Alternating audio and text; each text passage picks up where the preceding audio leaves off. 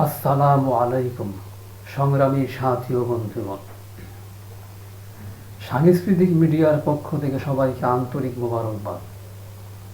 আজকে আমাদের আলোচনার বিষয় মহান মে দিবস উপলক্ষে শ্রমিকদের অজানা ইতিহাস। যারাই আমার আলোচনা শুনছেন বা দেখছেন, প্রত্যেককে জানাই আমি ইসমাইল হোসেনের পক্ষ থেকে আন্তরিক মোবারকবাদ। সংগ্রামী সাথী ও বন্ধুগণ, 1886 সালে পহেলা মে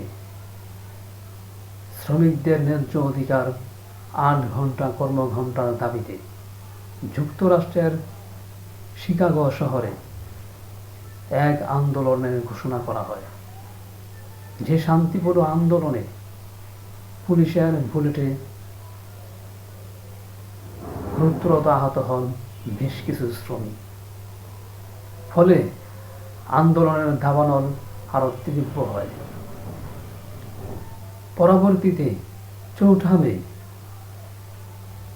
1886 সালে যুক্তরাষ্ট্রের শিকাগো শহরে হেমার্কেট স্কোয়ারে এক শান্তিপূর্ণ সমাবেশের আয়োজন করে শ্রমিকরা। যে শান্তিপূর্ণ সমাবেশে পুলিশের মর্মান্তিক বুলেটে প্রাণ হারান বেশ কিছু শ্রমিক।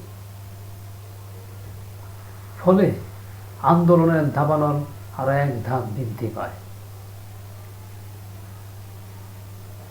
পরবর্তীতে 11 নভেম্বর 1887 সালে শ্রমিকদের বিরুদ্ধে মিথ্যা মামলা দিয়ে শ্রমিক নেতা ফিশার, অ্যাঞ্জেল, পারসন্স ও স্পাইসকে ফাঁসিতে ঝুলিয়ে হত্যা করা হয়।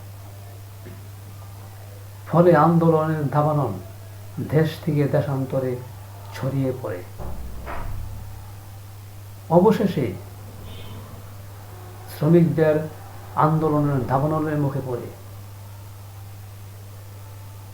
1889 সনে প্যারিসে অনুষ্ঠিত হয় দ্বিতীয় আন্তর্জাতিক শ্রমিক সম্মেলন।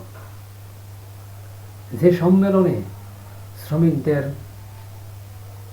8 ঘন্টা কর্মঘণ্টা দাবি বাস্তবায়ন করতে বাধ্য হয় বিশ্ব শাসকরা ও শ্রমিকদেরকে আন্তর্জাতিক পহেলা মেকে শ্রমিকদের আন্তর্জাতিক সংহতি দিবস হিসেবে স্বীকৃতি প্রদান করে। যদি প্রশ্ন করা হয়, যে লক্ষ্য উদ্দেশ্য নিয়ে শ্রমিকরা এত রক্ত দিল, জীবন দিল, শহীদ হলো, গাজী হলো, তাকে আজও পর্যন্ত বাস্তবায়ন হয়েছে? অবশ্যই না। শ্রমিকদের এই আন্দোলন শুরু হয়েছে শিকাগোর আন্দোলনের আর 100 বছর আগে থেকে। সেই হিসেবে যদি আমরা গবেষণা করি, তবে শ্রমিকদের আন্দোলন শুরু হয়েছে প্রায় 250 বছর যাবৎ। সুদীর্ঘ 250 বছরে শ্রমিকদের সে কি অধিকার আজও পর্যন্ত বাস্তবায়ন হয়েছে? অবশ্যই না। কেন? যে শ্রমিকদের অক্লান্ত পরিশ্রমের মাধ্যমে গোটা দুনিয়ায় গড়ে ওঠে অসংখ্য শত শত তালা বিল্ডিং টাওয়ার, গড়ে ওঠে বুর্জ খলিফা, গোটা দুনিয়ার শাসকরা অর্থনৈতিকভাবে সমৃদ্ধিশীল হয়, কল কারখানা, মিল ফ্যাক্টরি তৈরি হয় ও সচল থাকে।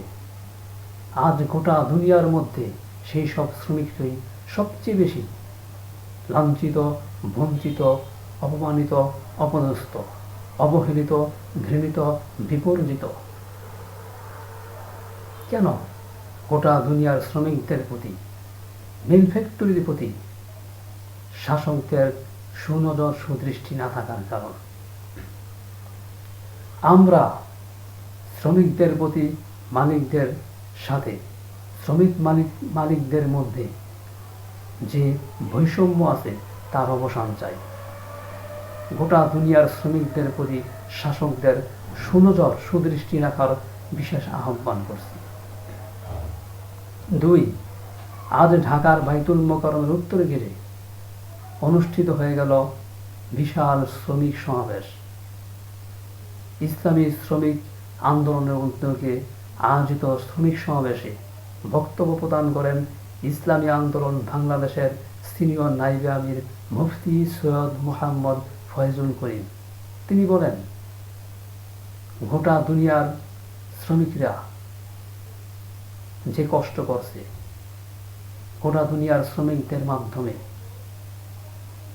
যে গোটা দুনিয়া উন্নয়নশীল হচ্ছে, শ্রমিকদের প্রতি যদি গোটা দুনিয়ার শাসকরা সুনজর সুদৃষ্টি রাখত, তবে গোটা দুনিয়া অর্থনৈতিকভাবে আরো এক ধাপ এগিয়ে যেত।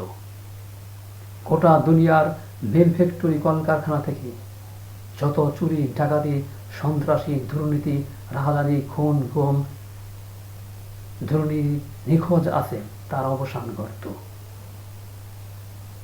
শ্রমিকদের সাথে যে বৈষম্য আছে তার অবসান ঘটত। তিনি গোটা দুনিয়ার শাসকদের শ্রমিকদের প্রতি সুনজর সুদৃষ্টি রাখার বিশেষ আহ্বান করেন। 3. আজ পহেলা মে গোটা দুনিয়ায় শ্রমিকদের ন্যায্য অধিকার আদায়ের লক্ষ্যে অসংখ্য সংগঠন, সামাজিক সাংস্কৃতিক অর্থনৈতিক রাজনৈতিক সংগঠন বিক্ষোভ আন্দোলন মিছিল মিটিং করছেন। তার মধ্যে অধিকাংশই ছিল শ্রমিকদের ন্যায্য অধিকার আদায়ের লক্ষ্যে। আল্লাহ রব্বুল আলামিন শ্রমিকদের ন্যায্য অধিকার হুবহু বাস্তবায়ন করার তৌফিক দান করুন, আমিন। সকলেই সঙ্গে থাকুন, আবার দেখা হবে অন্য কোনো ভিডিওতে। সে পর্যন্ত অপেক্ষায় থাকার জন্য অনুরোধ করছি। আল্লাহ হাফেজ।